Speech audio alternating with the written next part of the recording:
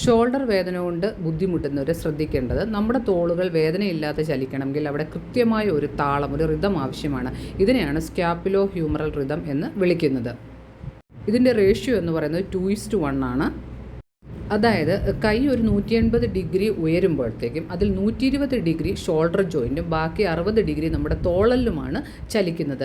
ഈ അനുപാതമാണ് ഈ 2:1 എന്ന് പറയുന്നത്. ഇതെന്തിനു വേണ്ടിയാണ്? തോളിലെ പേശികൾ അസ്ഥികൾക്കിടയിൽ കുടുങ്ങാതിരിക്കാൻ, അത് ഇംപിഞ്ച്മെൻ്റ് ഉണ്ടാകാതിരിക്കാനും സന്ധികൾക്ക് കൂടുതൽ സ്റ്റെബിലിറ്റി നൽകാൻ വേണ്ടിയുമാണ് ഇങ്ങനെ സംഭവിക്കുന്നത്. ഈ താളം തെറ്റുമ്പോഴാണ് സ്കാപ്പുലാർ ഡിസ്കൈനസിസ് ഉണ്ടാകുന്നത്. ഇതിൻ്റെ ലക്ഷണങ്ങൾ എന്തൊക്കെയാണ്? വിങ്കിങ് ഓഫ് സ്കാപ്പുല, അതായത് കൈ ഉയർത്തുമ്പോഴോ ഭാരം തള്ളുമ്പോഴോ തോളലിൻ്റെ ഭാഗം പുറത്തേക്ക് തള്ളി വരുന്ന അവസ്ഥ, തോളലിൻ്റെ ചുറ്റും വേദന അനുഭവപ്പെടുക, സ്നാപ്പിംഗ് ഓർ പോപ്പിംഗ്, അസിമിട്രി ഉണ്ടാകുക.